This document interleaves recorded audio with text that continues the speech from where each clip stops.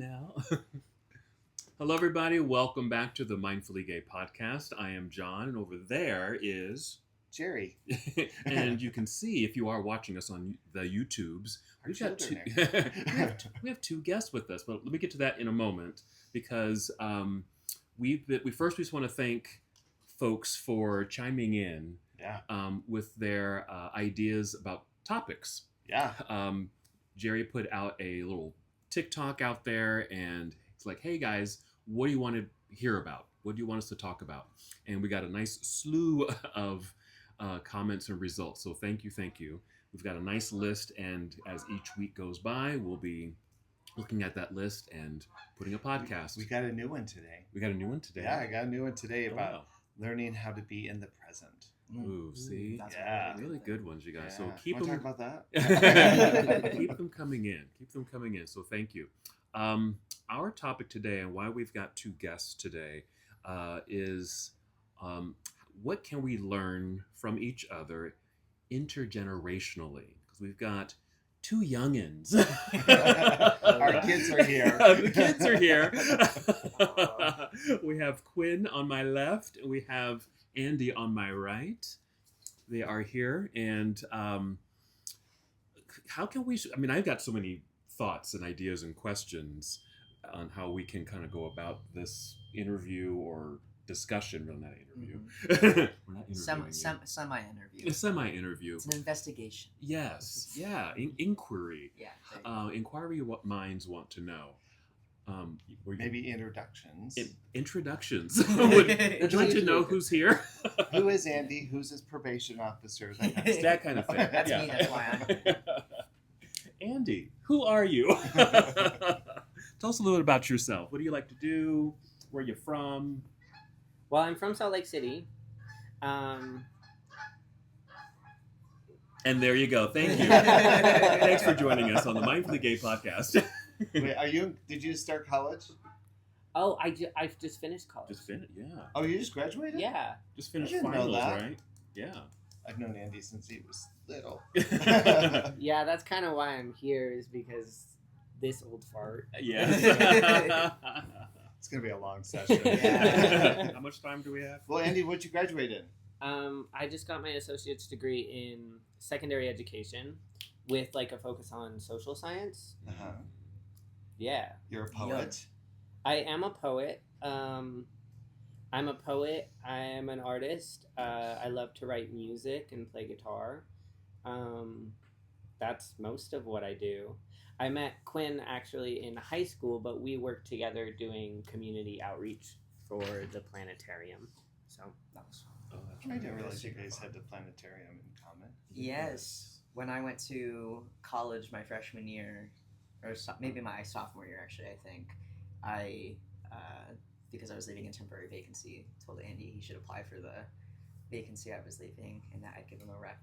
And then we worked together for like a year, about, or something after that. Yeah, when I came back from college. Super fun. Lit a lot of things on fire. And what about you? Are you from Utah? Yes, I was born in Indianapolis because my parents, in their brilliant insanity, decided to have me while my mom was giving her PhD thesis. Oh, wow. And so when she was 8 months pregnant, she gave her PhD thesis and then had me in Bloomington, Indianapolis area. Yeah. And then they moved like 5 weeks later to Utah. And I've been here ever since. Oh, that's amazing. We were up in Logan for like about 2 years because my mom teaches at Utah State as a folklore professor. And my dad was doing residency at the University of Utah. But because he was commuting so much more often than my mom would be, we ended up moving to the Salt Lake area. We're also not LDS, and Logan is pretty heavily Mormon, and I think they were worried about me being ostracized / isolated. So moved to the Salt Lake area, and I have been living here since. So, yeah. And what are you doing while living here? Well, I'm currently on medical leave from like full-time school, so I am working 2 jobs. One as an outreach educator at the planetarium, where I teach the general public about all kinds of STEAM activities, and we just kind of try to encourage curiosity and inquiry and testing things and trying again and again, because I think that's not super emphasized in public education, and it's an important skill to learn. And then I just started a second job as a barista at Buzzed Coffee Truck. Come say hi to me. You got that? You got that? Yes. Yeah, right. We're in Rose Park. I don't remember the streets exactly, but if you look us up on Instagram, we normally post where we're at because we'll move around. So I'm working 2 jobs right now.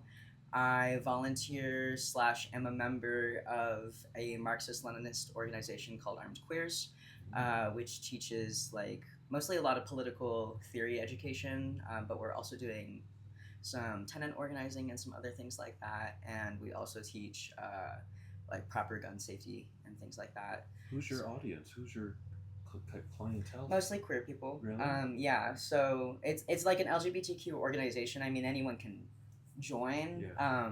But in general, like the people that we're focused on reaching out to is just like the working class, and people who do not know the rights that they should have and that they deserve. Mm-hmm. And so defending those and things like that. And I just became a member like literally last Thursday. So I was they have a candidacy process, so I was doing the candidacy kind of vetting thing to see if they like me and I like them, and then we had a very formal meeting, and now I'm a member. But it's a super cool organization, and I'm happy that I joined it. So in the queer spectrum of things, Mm-hmm. I think everyone kind of knows us as gay men. Yeah. How do you guys prefer pronouns? How do you guys identify? I'm a trans man who uses he, they pronouns. I like to say I'm like 75% man, 25% mystery. And that's like the best way I've been able to describe it. I like that. Because, that I after like what 6 years or something, 7 years of identifying as transgender. That's the most I've been able to like narrow it down to. That's about it. What about you, Andy? I identify as like a trans masculine person. I've primarily used he, him pronouns, but I don't know. I like to identify as trans masculine or gender fluid because I don't feel like people really understand like the relationship that I have to gender when I just say I'm a trans man, because it's more complex than that. Right. I've spent like my entire life thinking about gender. Yeah. I don't want people to That makes sense. gloss over that Yeah. because I identify as a man. So. That's real. That's fair. I think if I say more than like trans mask or trans man, then I end up like having a 5-minute rant of like, well, let me explain my entire process of Right. right. Let me stand up and give my dissertation. Yes, exactly. But I do identify as a gay man. Too, so. I think I use queer more generally because I think gender tends to play a lot into my sexuality, and also whether someone has explored their gender or not, because I am like situationship with a cis man, but he did think he was a woman for a year. He's just a bottom. But you know, like I just appreciate that he wanted Just a bottom? Just a bottom. well, not just a bottom. He is a bottom. But not a woman. But I appreciate that he had the like introspection to like think about it and explore that and discern whether it was sexuality or gender that was affecting his relationships with people. Yeah. And I think that takes a lot of bravery in some respects, especially with like assigned male at birth people or AMAB people. And I think it's important too. Like I've known Andy his entire life. His great grandmother is a personal friend and actually an elder and teacher of mine.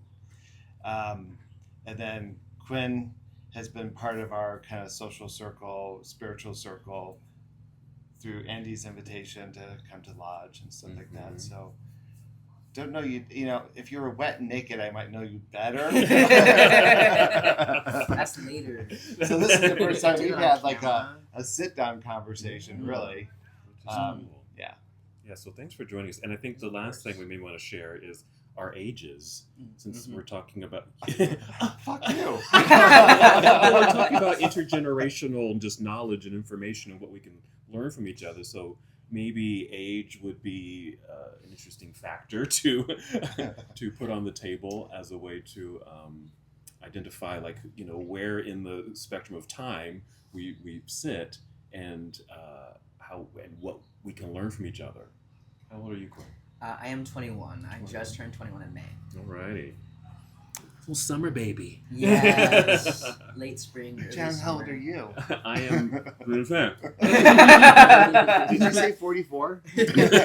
No, I'm very proud of my age. I'm 56 years old. I'm 56 and a half. I just turned 56 and a half. Beautiful. Would it be rude to say that's how old my parents are? That's just an observation more than like a comparison. Yeah. But Yes, love it. for perspective. I'm also 21. You're older than me though, by about like 8 months or something. Like Yeah. that, if we're comparing like between the two ages. Yeah, What's your sign? I'm 21 and I'm a Libra. A Libra. I'm a Taurus. And I'm 45. Mm-hmm. Plus 15. Plus 15. Okay. So I'm 60. I was thinking, like, can we do like a plus or minus? What's the skew? Well, I can hardly wait for Quinn to come to the next lodge. No. Gonna make it hot. There you go. Smoke it out in there. All right, there's our ages. Now what, John? There. There, we did it. Are we being judged? No, not being judged.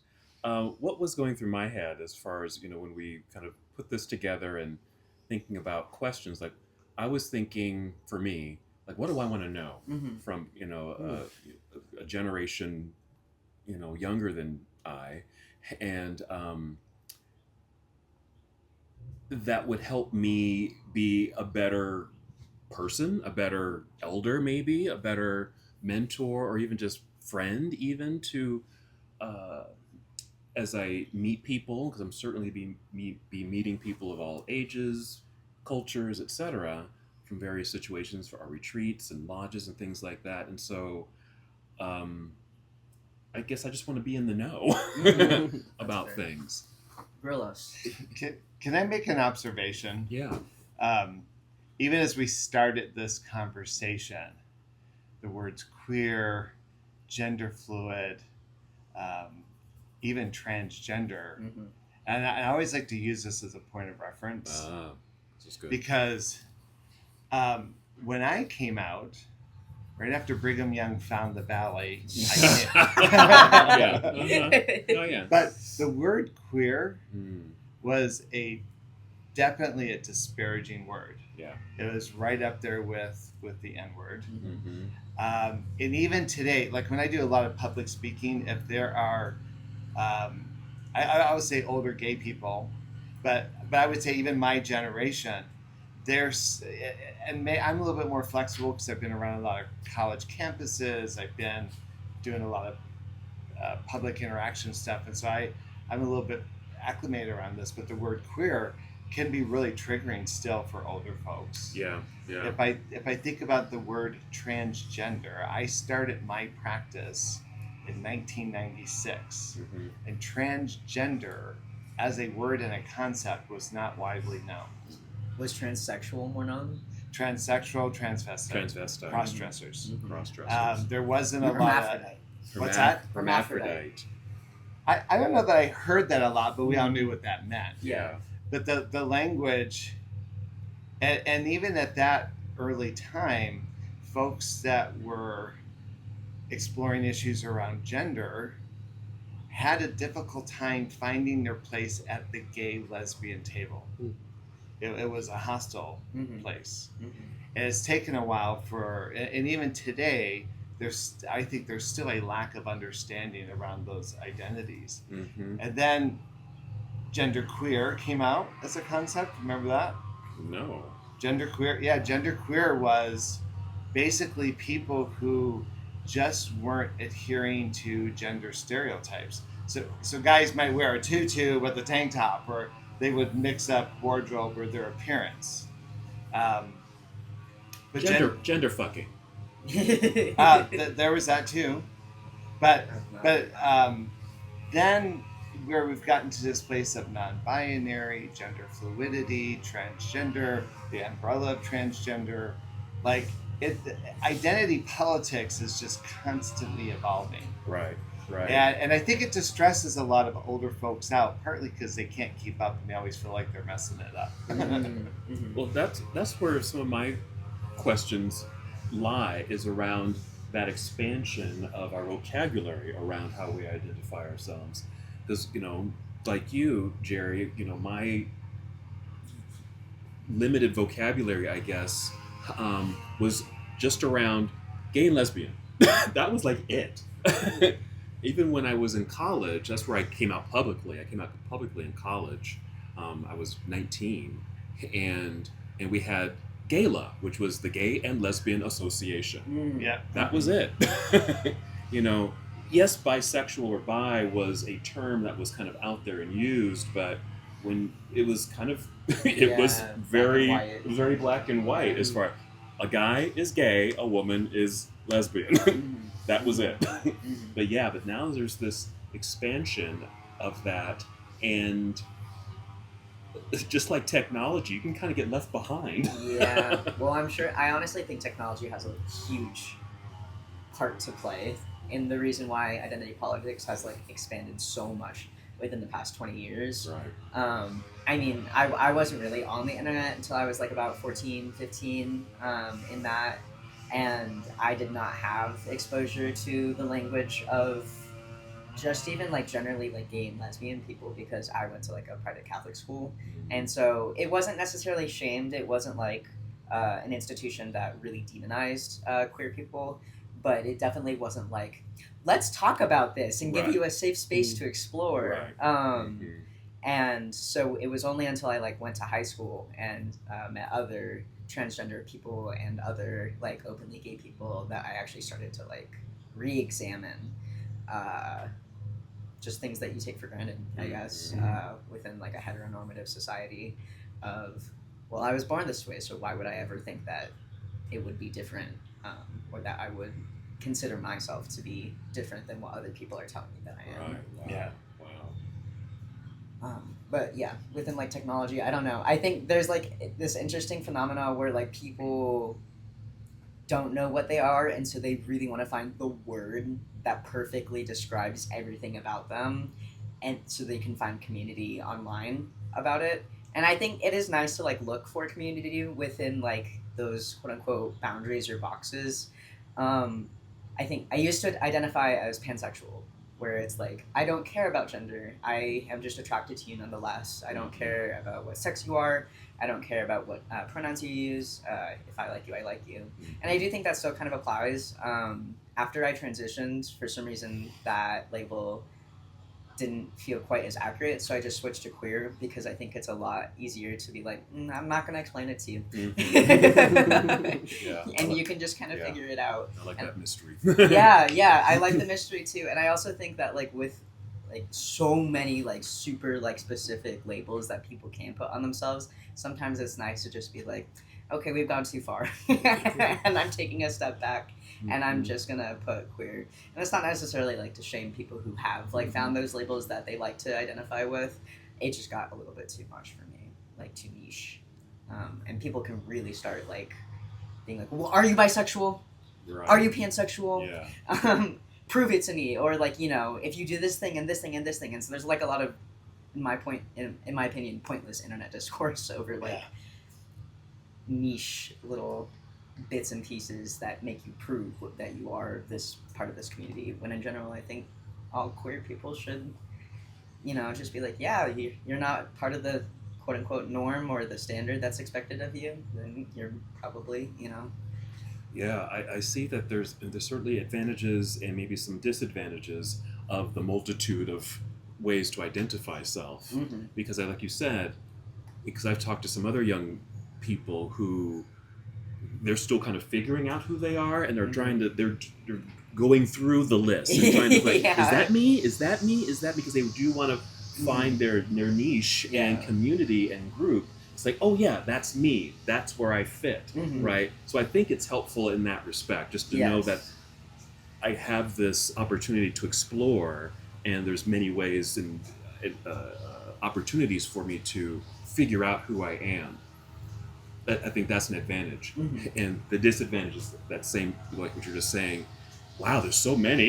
Yeah. It can get confusing, especially I think someone maybe of my age where I can't get it all straight. I can't get it all in my head, and I don't want to get it wrong and offend or just slip up or anything like that, or just not know like what's pan what? Yeah. Pan queer Right. what? You know. Exactly. Just learn your Latin roots a little better. Yeah, right. That's what it is. I have worked primarily with queer people for 30 years, and think I'm pretty much on top of things. And a student at the University of Utah was doing this. I don't know how to explain it, but it was basically this intergenerational circle around queerness, and asked if I would be there. And I was sitting there, and like, I'm the oldest one sitting here, so I guess I'll be elder. But as I was listening, there was kind of a witnessing circle. So we're all sitting in a circle, and each person was kind of like, and they were using language and terms, and I was sitting there thinking, I had no idea this language even existed. And so I think even someone who's kind of like immersed in the community, right? Which, so you were going with a question before I kind of. Well, we're actually kind of in it now. This has been my question. It's, well, I guess personally, it's. Forgot about the weed eater. I know. More specifically, let me think. I mean, it is about identification and how we identify each other or ourselves, really.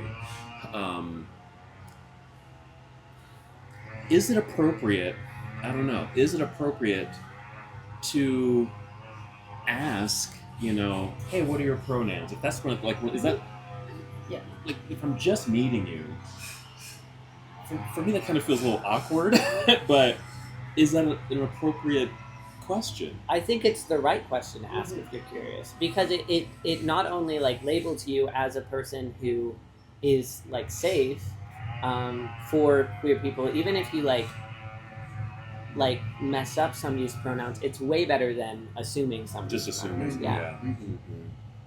Because I think you touched on something. Because if I did ask the question, what's an internal response from the person I might be asking? Like if I asked you, and I'm just meeting you, oh, hi, Andy. What are your pronouns?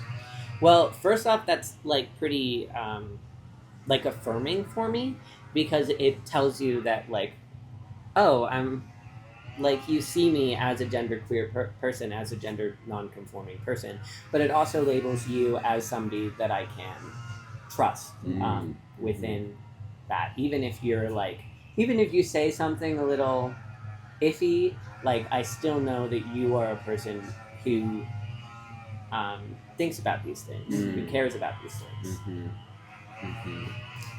Yeah, I feel like if an adult asks me that, it tells me that they have observed the reality of what young queer people are like. And I feel like when most young queer people meet each other, one of the first questions you ask is, what are your name and pronouns? It's not just what's your name, it's what is your name and pronouns. It has merged together as, let me get to know you right off the bat, as who you want me to see you as. Yeah. As opposed to like it being kind of something that you shy away from. I think if people, for like queer people and trans people who are first like coming out, that might be a little bit more intimidating, because they might think that there's like expectations that come with that answer.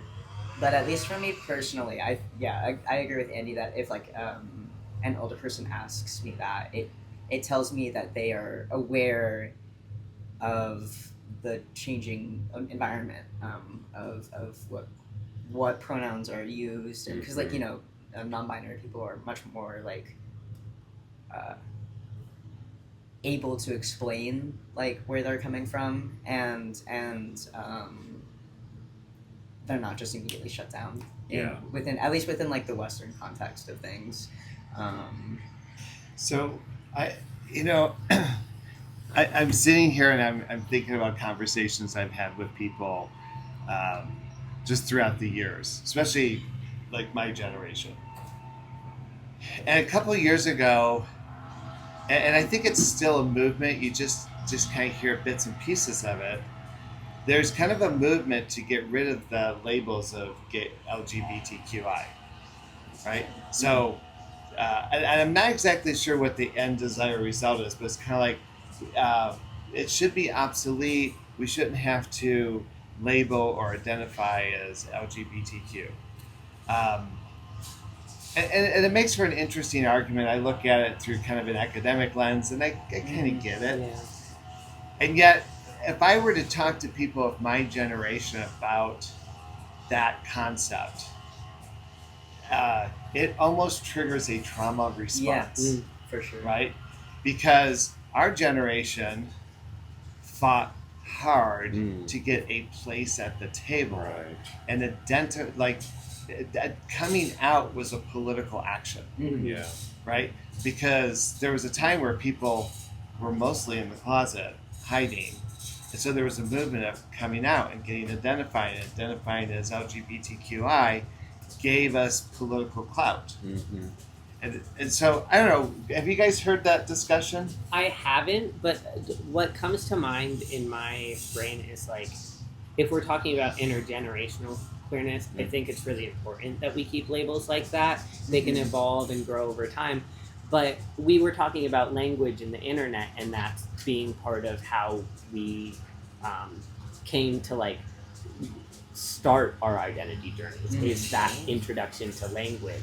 So I think it's important that we have these labels so that we can acknowledge our like how we got here, and we also provide like a route for future generations of queer people to like be queer. Yeah. Yeah. I agree with that. I agree too, because just what you're just saying, if someone's saying, "Oh, we should eliminate that," or those terms or those labels are obsolete, it feels like an erasure. It feels like, I mean, just being a black individual, and even just what's happening in our administration now, and just trying to put aside a blank, Black American history, it feels the same to me as, oh, we don't need those terms anymore. Like that's erasing our legacy, our identity, our evolution, and so I'm glad that you agree with that too, because I think it's helpful. We need it. It's history. And it's who we are. So I have to kind of wonder, like, what do you guys? I don't know how active you are in the broader community, and I think even the concept of community has changed a lot over 30 years, right?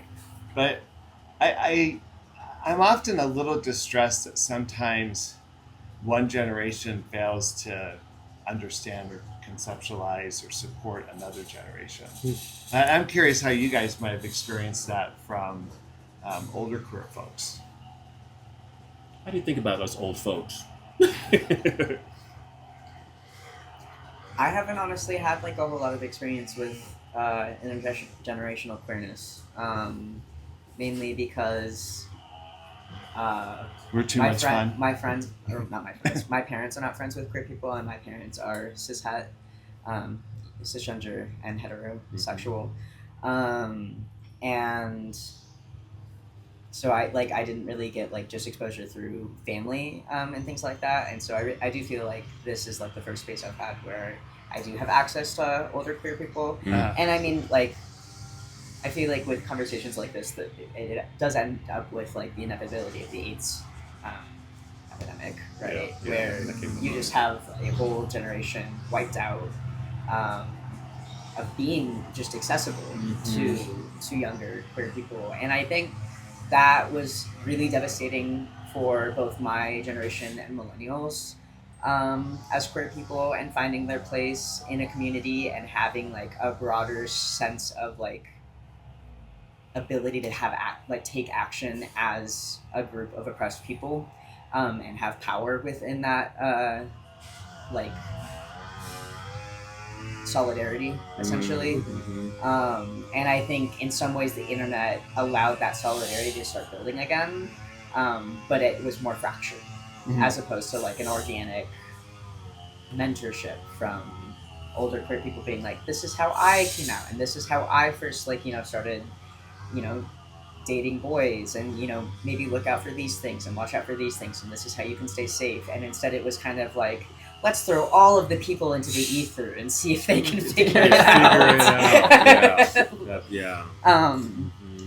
Going back to like the label thing, Andy and I were talking about this a little bit on the way over, but I do agree with that. I think abolishing labels in terms of sexuality is not helpful within the context of like late stage capitalism, because then you're like, well, okay, so I'm just a freak and I should not look for people that are like me, and I should just internalize this and shut up about it. Right.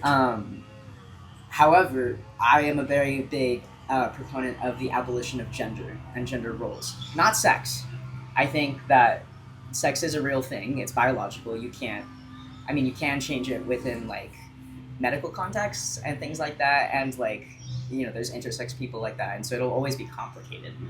But gender specifically, I think, is such a and the way that America perceives gender is such a westernized, monogamous conception of like, well, we need women to do these things so that men can go and do these things and have the freedom to do that. And I think growing up, I always was like, well, that's total bullshit. And like, granted, I did end up being transmasc, and so I'm sure that had a huge role to play in it. But I think that it's not realistic to abolish labels when they're needed to recognize that you're being oppressed by a system. True. That's good. And that in some ways, if you abolish that before a real movement comes into place to overthrow the oppression and systems that are in place to encourage hiding in the closet, or encourage just never transitioning and things like that, and just staying miserable to keep the status quo. I think that only benefits people who are uncomfortable by our joy. Our very existence. Yes, our existence, and then also like that radical joy. Yeah, that comes radical with, joy. I love that. Yeah, so true. Having that label and things like that. Wow. But so, how does one abolish gender? Stop living under capitalism as a first step. That's why I was like, it's not realistic right now to do that. But it's a future that I would love to dream of, and like. But I'm trying to conceptualize what that would look like. It would look like not. I'm channeling my inner MAGA. It's kind of like socialism, right? Where I'm like, well, I don't know exactly how every single detail would play out, but in my mind, it's like there's that lack of expectation purely because of your biology to fit within certain standards. Like, there's the very stereotypical of men can't cry, men can't be emotional, men cannot express anything but anger or stoicism, and they have to be hardworking, but they can't work within like feminine industries. So we have to dismantle patriarchy. Yes, patriarchy is very much part of it. To allow for equity. Yes, yes, definitely. I think the patriarchy is a huge part of it. Andy's been triggered. In a good way. I just had a thought. I was having a conversation with John about a little, less than a year ago, and John described himself as somebody who teaches yoga and somebody who likes to write. And we had this conversation about not labeling these selves as part of your identity, but just something that you do. And I think, to me, like, that's kind of what abolishing gender looks like, is being able to look like, being able to just be the person that you are outside of the gender that you're supposed to be. Yeah. I remember that conversation. It's about, because when we introduce each other, introduce ourselves, it's often, this is Jerry. He's a psychologist, or he's a social worker. Like we put that that his profession It's as a context. as like part of his identity. Mm-hmm. And I was when in our conversation I was saying, well, I'm John, and I'm a person that does this. Mm-hmm. I work as a rather than say I am a yogi. I am a therapist. Mm-hmm. I work as a therapist. I work as a yogi. These are things that I do. So it's like an extraction or outside of me so that you can see me.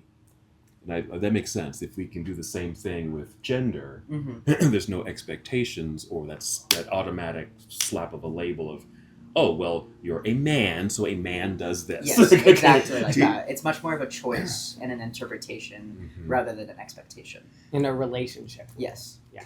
Do you know, it's interesting, Bruce and I have had this really amazing experience where we have learned and trained with a lot of indigenous healers, medicine people, and we've done that for a long time.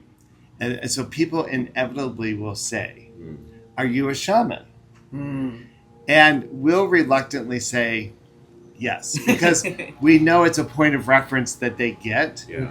We would not necessarily identify ourselves as shamans. Right. We would not necessarily identify, like, we know that we've been taught and trained and we carry things in a particular way, but I just don't know that we feel that shaman completely encapsulates that. But for your convenience, yes. For your convenience. See, that's how I feel like when I say I'm a man. I'm like, for your convenience, you can see me in this huge box. I'm just going to dumb it down for you. Exactly. Right. So, I'll just ask the questions, John. Go ahead. Yes. I think I was thinking about this morning. Often there's this dialogue that says, I think there's two things. One, I think a lot of older queer folks do not feel relevant in the lives of younger queer folks. I used to chair SAGE, and I was always pushing for these intergenerational activities and events, because I was hearing from youth or younger folks that they wanted to know where their elders were. And yet the older folks felt like they were no longer relevant, right? Gay men have lost the clout of their sex appeal and their looks, and so they just kind of put themselves on the shelf, right? And I think sometimes that dialogue is shaped around what younger folks can learn from older folks. But I thought, to me, the switch around would be, I wonder what older folks could learn from younger folks. Absolutely. Especially in the queer context. Yeah. I think it's a Just very... answer my questions, please. It's a interesting dynamic between wisdom and hope is not quite the word that I'm thinking of, but like that energy that just comes with being young and being like, well, I need to do this, and I want the world to look this way, and this is new to me, and so there's a lot of excitement around that. Whereas at least from what I feel like I've noticed around discussion of older queer people is that, and just not heterosexual people as well, that you get kind of worn down a bit and more settled in routine and things like that, and so wait, you get worn down as a young person? No, or old like people? an older person okay. was. So this is from observations with conversations with my mom, who is 56, or just kind of people that are a couple generations older than me. I find that I'll be talking about radical concepts, and they'll be like, what? That's a lot of work. And also in some ways never having had that challenge before in some ways might be too much, and too much of flipping the table over. and examining all of like the bugs and things that are underneath the rock, and like, okay, well, how did we actually get here, and what does that radical concept that's really not sitting with me mean? Like abolishing gender, for example, because like, yeah, I totally would understand why that would be triggering to some people who worked really hard to be like, get hormone therapy or something like that. Because I would never tell a trans person, no, let's just like be okay with our biology and, you know, cope with it. Because I think what's interesting about being a trans person is that there is a biological need as well for hormone therapy. It's not just a social thing, and it's not just a cultural thing. Right. There's a very real biological aspect to it, which is why I think that makes gender so complicated, because it's tied to sex, but it is not just sex. And so unpacking that can be really uncomfortable for people who haven't had that challenge before. Yeah. Where they're like, well, that was a need for me, so why would I need to unpack all the different parts of it that might be much more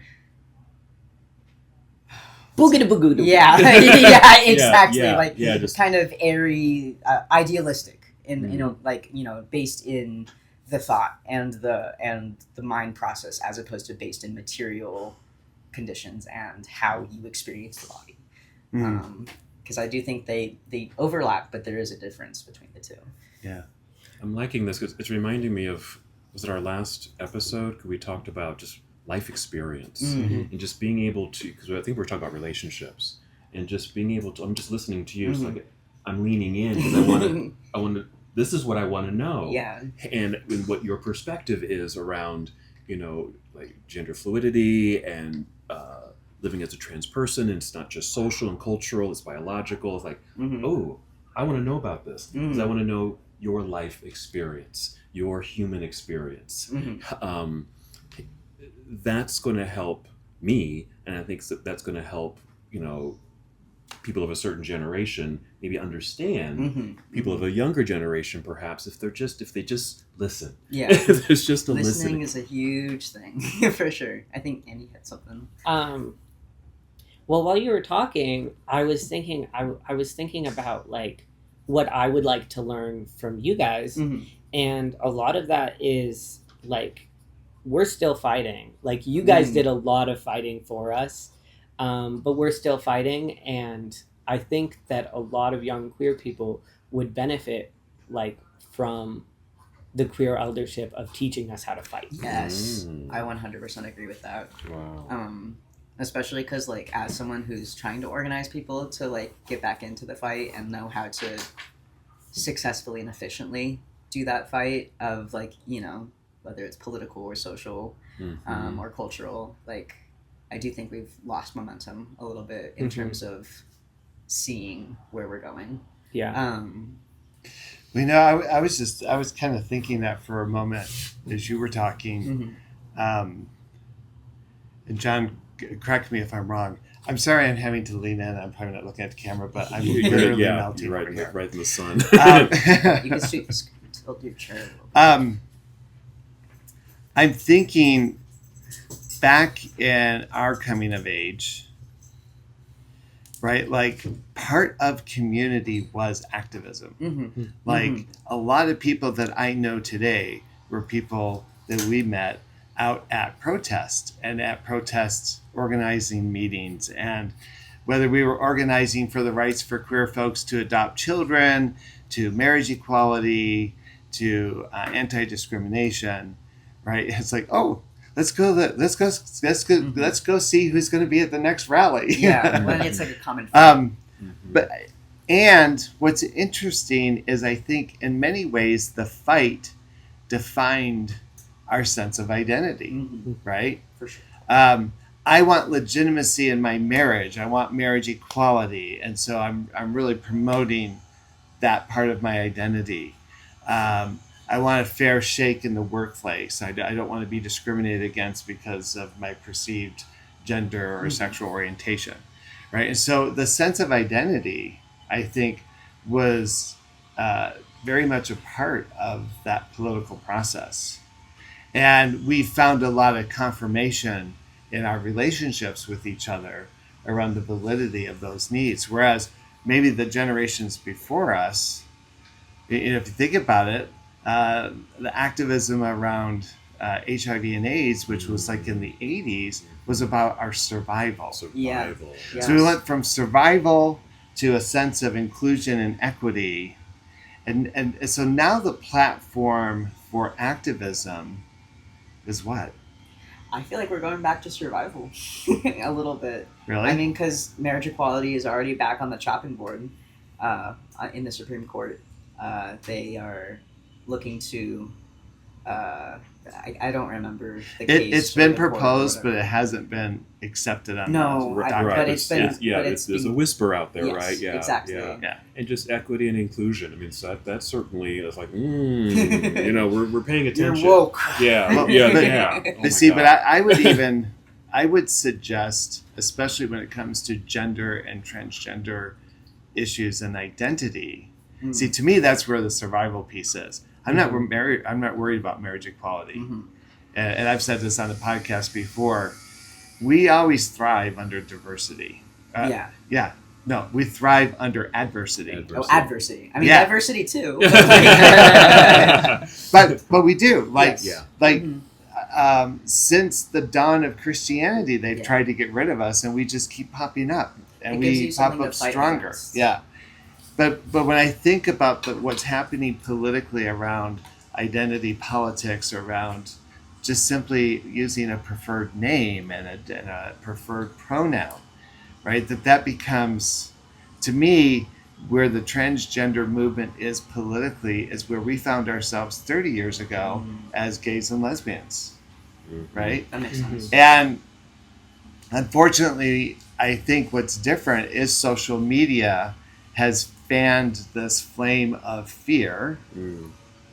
And in the place of fear, where we collapse in the arm of capitalism is we want someone else to take care of it. Yes.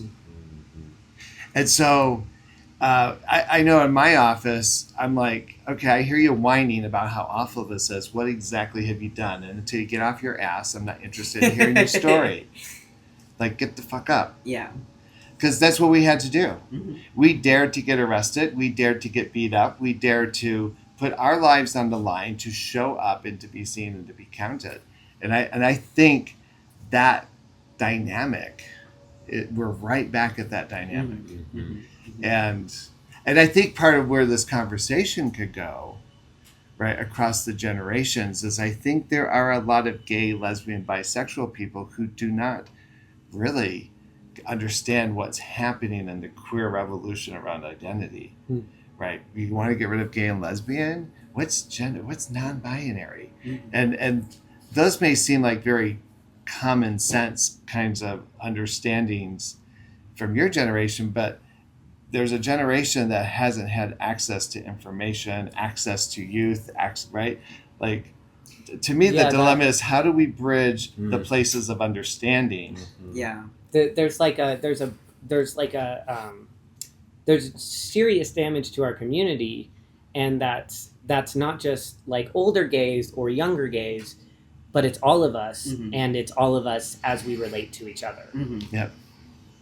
Yeah. And I think the political divisiveness has fueled our inability to be in a place of empathy and understanding because we're all trying to protect our piece of the pie. I do think that within the past 25 years, at least from what I've noticed, is that people who did fight, and this is more particularly like white, more wealthy people, but they got comfortable, right? And so then they see that younger people are trying to start this fight again, and they're like, whoa, but we already got, we got this marriage equality, and we got, anti-discrimination laws and things like that. Why are you trying to start the fight again? You might uproot everything. Yeah. You might topple the whole thing rather than build a stronger foundation. Is it because there is a misunderstanding or not enough information that there is something to fight for now? I think it's like almost like pulling a blanket over the eyes of once you feel like you've secured things for yourself, you stop looking for where people still need to Still be need- upheld, yeah. and where the fight still needs to be fought. Mm-hmm. And I would like to say that when you we're not just fighting for transgender survival at this point. When trans people, when we're fighting for transgender survival, we're fighting for everybody. Yeah, everybody, Everybody. yeah. And that's something to really remember and keep in mind, that it's just not this little segment of the population. This is about humanity. Yeah, and I think it's so interesting, the difference between like the sexuality fight versus the gender fight that's happening now, because I feel like, yeah, the sexuality fight like put a different lens on how people view culture and view human relationships, but the gender fight upheaves everything that's been developed for the past 200 years. I've been thinking about this, and we talked about like what older queers can learn from younger queers, and the thing that came to my mind was we are a product of all the work that you guys did, but also all of the work from the feminism movement, all of the work from the civil rights movement. Like we're here because as a product from all of these different movements, and I lost my train of thought. No, Really? that was the train of thought. Is Yeah. we can't silo the discussion around civil rights, and the only one who stand to lose are the white, straight, cisgender guys. They're going to lose that dominance and that power that they've superiority. that capitalism was built around. Yeah, And that's fair. people talk about like the male loneliness epidemic, and that is a product of not these movements, not feminism, not gay rights. It's a product of patriarchy. Yeah. Like, so I would just like to add that in is cis het white males are not losing anything. In the long run, they're gaining something. Yes. They're gaining expansion. Like, I really believe that queerness is liberating. Gayness is Exactly. liberating. And it doesn't have to just be liberating for queer people. Yes. Exactly. Could you imagine getting offered a jobs like, Mr. John, I like your resume. We would really like to hire you, except we're going to have to pay you the wages that we budgeted to hire a female in that role. Oh. So instead of getting that $15 an hour, you're going to get $14.75. Are you okay with that? Oh, my. I feel like by flattening the playing field, though, you have the opportunity to raise everybody up at the same level. And but it does have to be flattened first, and that's the scary part for a lot of people. It's like, well, okay, you're starting over, but you're working towards something so much bigger. Yeah. And we're not starting over. And you're right, and you're not starting over. It just because it's so new and so revolutionary to what has been like propagandized and just drilled into everyone's minds in America of what should be and how it's going to be, and anything outside of that is just ridiculous. First comes the intellectual enlightenment, and then comes the enlightenment. Yeah. Sorry, that was a really nerdy thing.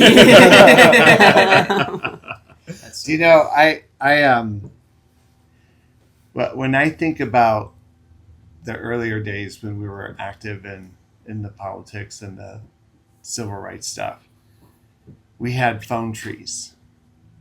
Phone trees. I That's don't know what that is. So basically, A learning moment. John would call me Mhm. and say, "There's a rally at the Capitol Thursday at 7." Mhm. Then I would call 4 of my friends and say, spread it like that. and so, Okay. and actually, Gail Rizika in the Eagle Forum, Mhm. her phone tree system was frightening.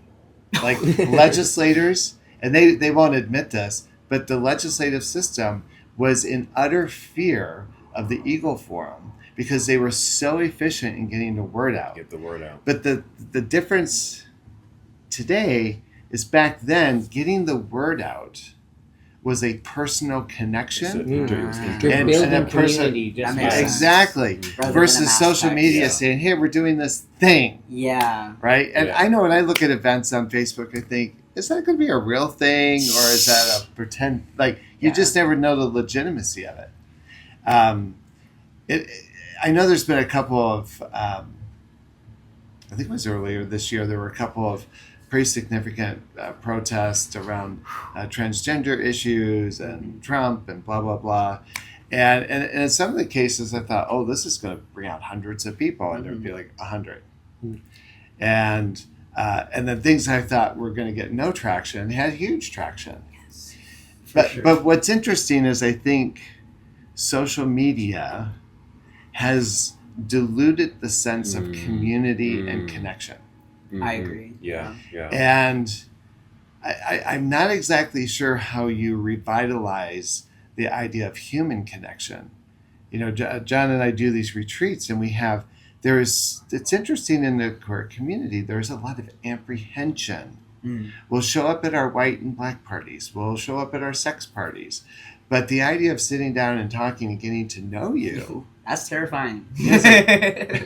Gasp. Yeah. And yet, at one point in our history, that was just how it was. This is how it was. Right? Yeah. We had our clubs, and I wouldn't say our clubs were more social than they are now. But what there was besides the clubs was these pockets of people, and you knew you could show up for Sunday brunch and there'd be 14 of your friends there. Or you could go to John's house and there'd be a barbecue, and those things were much more organic, and they were your lifeline. You didn't miss those events because during the week you didn't know if you're going to see another gay person or not. And they're still our lifeline, but it's been cut. Yeah. That honestly, Armed Queers has really given me like a space for that, which is really nice. And what's nice is that it's purposeful and intentional on we're going to do this thing and it's going to move us forward in this way. So like, for example, it's Black August, which is a communist, like essentially like Lent in a ways. It was created by the Black Apology. I just spilled on you a little. Created by the Black Panther Party to like essentially focus on study and training and focusing the mind on what am I going to contribute to for the movement and the things that I want to work for.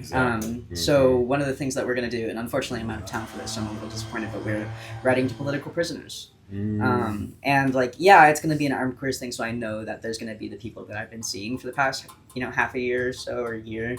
But we're extending it to the public. And what's nice to me is that, I know I'm going to see these 14 people, but I might meet a couple new people. And I think we really, really try and specify that connection that has been severed. Like, we're really trying to get people to just talk and learn and get to know each other and things like that. And AQ is like, I would say it spans about 10 years. So there's like 2 generations. It's mostly Gen Z and millennials. I think the oldest person is about 32, 33, something like that. So we have people who are still in school, and then people who have finished school and now have like established themselves in a career. But I think there is like, we want older people to join and give that perspective that you guys are talking about of like having fought that fight already in the 80s and 90s. I think what's interesting, both of you have been to Lodge, and there's up to 30 people that will show up. And I don't think that's just an amplification of, let's go to Sweat Lodge. Right. Because what people, what happens? They sit at that table and they're talking and they're visiting and there's lots of socializing. And afterwards I have to I'm going to bed now. Everyone leave. Right? I think there is that sense of, and that hunger, and this is a very eclectic crowd, right? Cis, trans, gay, hetero, right? I think our society in general is starving for communal connections. Yes. And I would argue that our queer community needs to find a way of embracing intergenerational connections. I have a question, what is the route, do we think, of actually building these connections, actually building intergenerational communities? Because one thing, building community is hard in the first place. Yes. No, it's not. It takes a lot of effort. Maybe that's a better way of phrasing it. It takes a lot of effort. It takes a lot of consistency. But how do we extend that so that we are building intergenerational community? What comes to mind, I'm really zeroing in on that interpersonal.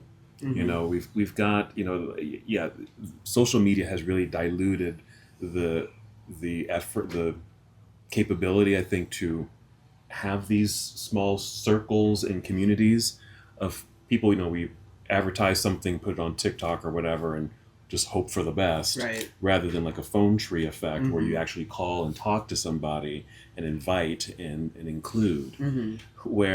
And so I wanted to, maybe that's part of the equation, the more interpersonal. Just having a conversation. Yeah, like this. And then something that can maybe spur from this, let's say, is, hey, let's do something together. What do you guys like to do? Like, we go hiking or we go bowling or whatever. It doesn't matter what, right? We just go out and do something, and the conversation just continues. We get to know each other better. And then, like you said, you'll see your 14 folks, and you'll meet another. Yes. You'll meet another. And the fold just widens, right? That's just kind of the process I'm just kind of seeing in my head. And what I like heard from that is just having the courage to reach out to other people. And have like conversations as opposed to a letter. I would argue, as a shaman, that it starts with vision. What if this group gets organized and functional, it will accomplish what? What is it that we seek to connect? Yes. Intergenerational connections, activism, relationship. Like, what are we seeking to foster? And I would argue even some of our mainstream organizations here in Salt Lake City have lost their vision, and they're floundering as organizations because part of their vision is built around the poor me story. We're a victim of this, we're a victim of that, or nobody loves us, no one validates us. And it's like, fuck that bullshit. That's all a distraction. Find vision. You want to be powerful? What does that look like? I 100% agree. What does it look like to be a powerful being that fully encompasses your sense of identity, your sense of knowingness of who you are? What does that look like? So what I heard from that is fostering like community based on vision that's based in like power and what we actually want to be, rather than what we think we're allowed, rather than victimization. Or also like, I think a lot of those things that are being built are just as like a opposition to like loneliness or whatever, instead of as something to build something. Like it has to be both. Instead of the Lonely Hearts group, we're going to be the interconnected galaxy. We're going to right. We're going to be the queer joy group. Yeah. I tell people affirmations are built around action, productivity, and positive statements. Right. So not we're the anti-depression group. We're the finding joy group. Yeah. Right? Building a life worth living. As what is it that I'm seeking to manifest? Mindfully Gay, right, is about bringing queer men together in an interconnected body, mind, spirit paradigm, right? To celebrate and be sex and body positive, but to also recognize that we're soul positive, that we're spirit positive, that we're mindfulness positive, that there's so much more to our magic than what we do with our magic wands. Yeah, for sure. And what happens, like at a retreat or even just at other functions, with that in mind, when we see that power within each other and then empower each other, then we can take that out into the world. Into the world, even just into our regular and daily activities. That as a way of living, and establishing a vision, like, wow, we're powerful people. We got to do something. Yeah. Let's put something together here. It's crazy how that will change a person. Right. Because like as someone who has like really bad mental health history and things like that, even just having joined this like one group that I've been referencing this past hour or so that we've been talking, it has very much given me like a wow, I actually feel like happy and communicate and like connected to people in Salt Lake, because we have like a high school friend group and we're all queer, but I do feel like sometimes we very much wallow in that like life sucks. We're very oppressed and we're so like life sucks and I don't know how this is going to get better. And like I don't think that's necessarily the only thing we connect off of, but in high school that was a very like prevalent thing, because there was just so much else going on that the idea of creating a vision to do something was like, that's way too much. I'm just a guy. I don't know how to do that. Whereas now it's like I find myself thinking of like looking for opportunities to build a connection and to take action and move forward and things like that. And it's not just like necessarily even community building. It's like education. Like where can I teach myself so I can expand my perspective and bring others into that. And it's been, very revitalizing. I feel it's refreshing, I think, from having been surrounded by those like kind of liberal ideologies of like, oh, I'm really oppressed and I don't know what to do about it, and so I'm going to be sad and find other people and we'll all be sad together but not do anything about it. Do you know what, though? Some of the most invigorating, exciting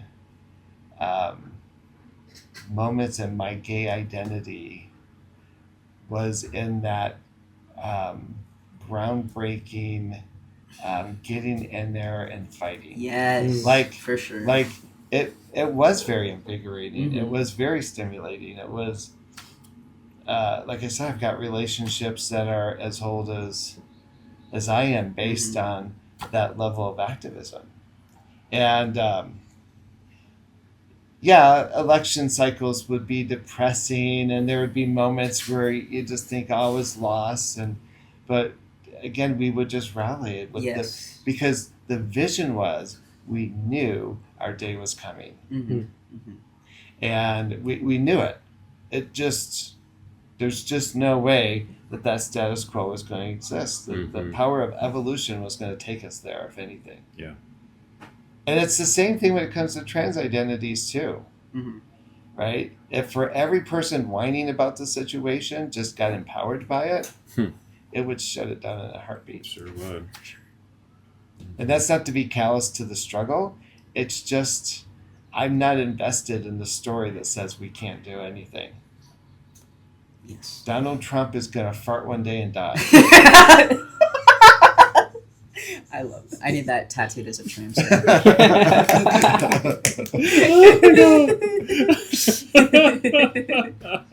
That's great. I love that. Well, and I think it's also like, especially because when Donald Trump was first elected, that was like, what, 2016, 2015, something like that. I was in 6th grade. I was 12. So it's been 10 years of me. You weren't in 6th grade. You were in 7th grade. Oh, the election started when I was in 6th grade. I have a very clear memory. I was living in Japan for half a year, and all these people were like, "Did you vote for Donald Trump?" Like, I'm 12. Right, exactly. Well, it was like an international school, so they didn't quite know how like elections worked in America or whatever. But I remember somebody listening to this podcast just like clicked how young we are. Like, oh, yeah, you were 12. Yeah, no, exactly. And so like having grown up within that, like, oh well, he's gonna be here forever. And people like him are going to be here forever. It's like, yeah, maybe, but the fight will still be there as well. And it, like, it's only going to go away when we say it's going to go away. I will say this with you younger folks here. The demographic least likely to vote is yours. Yes. Not our specific demographic, but like young people. Yeah. Yes, It's amazing to me that we have these college people going to school, getting an education, outrage, protesting, because it's the thing to do. But they won't cast a vote. I agree with that, but I also think it's a loss of faith in the system that we currently have. Yeah. Because I did vote, in this past election cycle, but I do know people who didn't. a lover of mine set fire to his ballot. He was so angry. Wow. He was so angry. Feeling so disillusioned. Yeah. Like, my vote won't count. I see that. I don't think it was even like a my vote won't count. It's a I hate this system. And system. I radically oppose it. I see. I would rather participate in anything but perpetuating this system. Wow. And I think that's a mistranslation of like apathy. Sorry, I think that the rhetoric around young people not caring or not voting because whatever reason is a mistranslation of us understanding that this is bullshit. Yeah. Disillusionment. Yes, and just, but it's very often like young people aren't voting because they know that their vote doesn't matter, or they've been made to feel like their vote doesn't matter. Right, and so what they need to understand is in the lack of activity, Yes. the apathy Yes. is in fact a vote in probably the direction you don't want it to be. Yeah. No, I concur. I mean, I definitely wouldn't say like only like not participating in the system is not the if The you're gonna answer. do that, you cannot only do that. You Yeah. have to be working Yeah. like almost around the clock. If you want to counterbalance the action of not participating in the system, you have to be working towards another system to bring in. Yes. Because if you don't, like just saying, well, I abstain, Mm-hmm. doesn't do anything. Yeah. It keeps the system in place and it enforces it, like you're saying. Yeah. Because then the people that do participate in the system will entrench it deeper and deeper. I can give you an interesting example is, so we obviously live in a Republican state, Right. and a lot of times those who are not Republican feel like their voices are never heard. Mm-hmm. And yet, it wasn't the last election, maybe the one before that, that even though it still went Republican, the numbers shifted dramatically enough that the Republicans got nervous. Yes. Because it was something that they thought was so locked in Mm-hmm. suddenly felt Mhm. a little bit Like, challenged. ooh, Yeah. Yeah. Mhm. And so, as a veteran, as somebody who served, and I know there's people who gave up their lives for us to have a right to vote. What did you serve in? Air Force. Air Force. Like That's the gay one, right? It's the oh Navy. my god, we dress sensibly.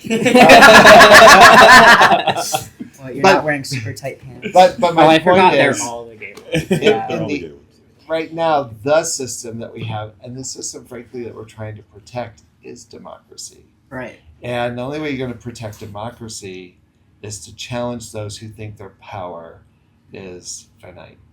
Mm. That was a 2-hour podcast. Oh, but our conversation's just getting good. I know, it's For just, real. it's just getting good. But Maybe yeah, 40 more minutes. right. We may have to do a part 2 of this one. This has I'm been, down. this has been very stimulating, very eye-opening, invigorating, empowering. Just having this conversation, getting into the nitty-gritty of how we think, how we are doing our lives, how we can bring our lives together, collaborate, have visionary experiences, all of that.